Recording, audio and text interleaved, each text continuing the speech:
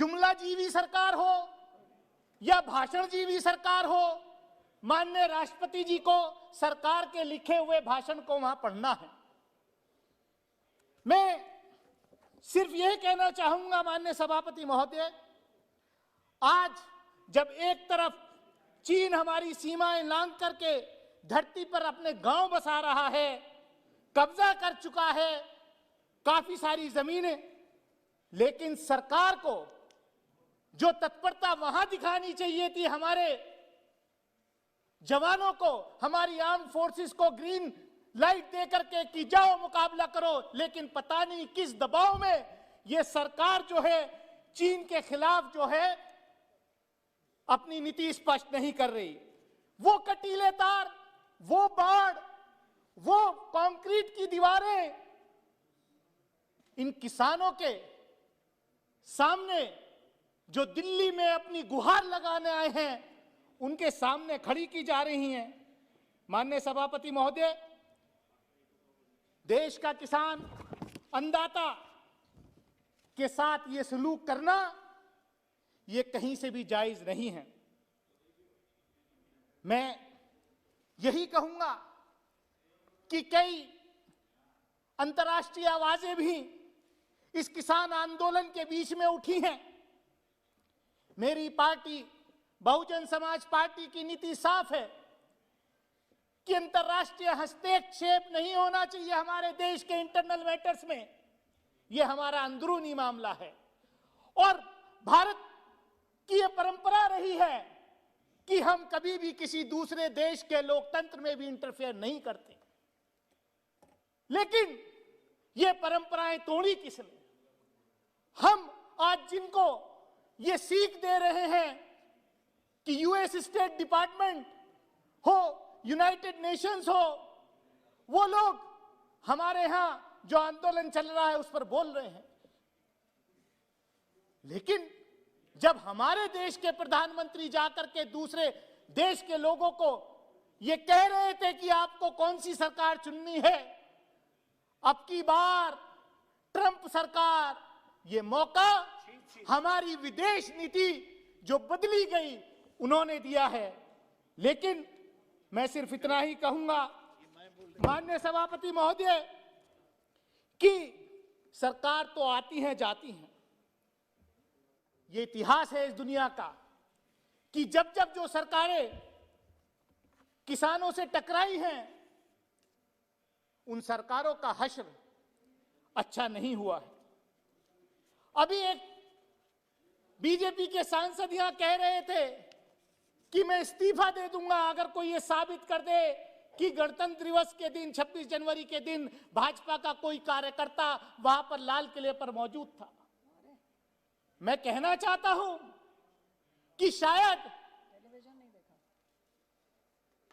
जिस व्यक्ति को, जिस उपद्रवी को आज हमारी पुलिस ने अरेस्ट किया है, वो भारतीय जनता पार्टी के लोकसभा के मेंबर का चीफ इलेक्शन एजेंट था। माननीय प्रधानमंत्री जी के साथ उसकी फोटो थी। किसने? गृह मंत्री जी के साथ उसकी फोटो थी। और मैं ये कहना चाहता हूं माननीय सभापति महोदय, माननीय प्रधानमंत्री जी के साथ फोटो, तो उनके फोटो फ्रेम में तो कोई मंत्री और सांसद भी नहीं आ सकता। वो व्यक्ति, वो उपद्रवी कैसे माननीय प्रधानमंत्री जी के साथ फोटो में मौजूद था? आखिर किसने उन उपद्रवियों को इजाजत दी कि लाल किले पर चढ़ करके देश के साथ ऐसा करे? माननीय सभापति महोदय, मैं ज्यादा कुछ ना कहते हुए मैं इतना ही कहूंगा कि ये देश को कहां लेके जा रहे हैं, ये देश को कहां लेके जा रहे हैं। कुछ सरकारी पार्टी की कुछ जमातें, सरकारी पार्टी की जमातें चंदा इकट्ठा करने के लिए निकली मध्य प्रदेश के अंदर। वहां पर क्या हुआ? किसी से छुपा है क्या? क्या हुआ? पथराव हुआ। और अगले दिन जाकर के वहां के एडमिनिस्ट्रेशन ने वहां के एडमिनिस्ट्रेशन ने उन गरीबों का पहले उन्हें पत्थरों से मारा, पहले उनको पिटाई की, जेल भेजा और बिना नोटिस दिए अगले दिन मध्य प्रदेश के अंदर उन गरीबों के मजलूमों के घर को बिल्डोजर से तोड़ दिया गया। क्या ऐसा मुल्क हम देखना चाहते हैं? उत्तर प्रदेश में किसी से नहीं छुपा हुआ।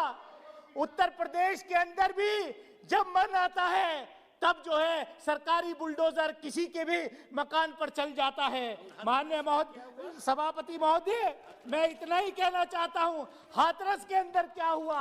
हाथरस के अंदर सभापति महोदय, मैं बस 2 मिनट में अपनी बात खत्म करूंगा। सभापति महोदय, हाथरस के अंदर क्या हुआ? एक दलित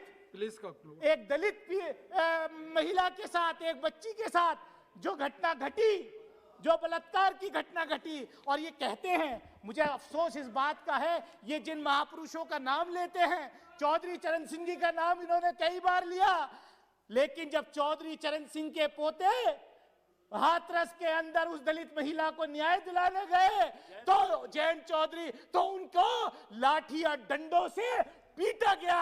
अगर उनके साथी ना होते तो चौधरी चरण सिंह के पोता वहां से जिंदा नहीं लौटता। सभापति महोदय, मैं सिर्फ 1 मिनट में अपनी बात खत्म करता हूं।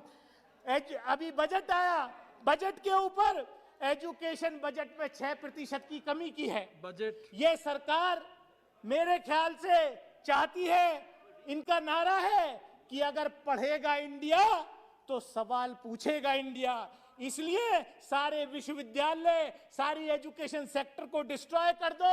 मेरे यहाँ एक यूनिवर्सिटी मेरे पड़ोस के जिले में मौलाना मोहम्मद अली जौहर यूनिवर्सिटी बनाई, उसको भी रोज तोड़ने के लिए बुलडोजर तैयार रहता है। लेकिन ये सरकार क्योंकि शिक्षा खत्म करना चाहती है। मैं सभापति महोदय, ज्यादा वक्त न लेते हुए मैं इतना ही कहूंगा, ये सरकार क्योंकि इनकी बस 1 मिनट में अपनी बात खत्म कर रहा हूं। ये सरकार जो है, इन्होंने अपना जो है एजेंडा इनका साफ है कि बाबा साहब डॉक्टर भीमराव अंबेडकर के जो संविधान को नहीं मानना, उनके जो दिया हुआ आरक्षण है वो कैसे खत्म हो, सारे प्राइवेट सेक्टर्स के हवाले कर देना, जो पीएसयूज पिछले 70 साल में बने उनको प्रायोरिटाइज करके, जिससे कि SC ST के बच्चों को जो नौकरियां मिल रही थी उनको खत्म कर दिया जाए। मैं यही कहूंगा आखिर में कि बंदरगाह बेच दो, बंदरगाह बेच दो, एयरपोर्ट बेच दो,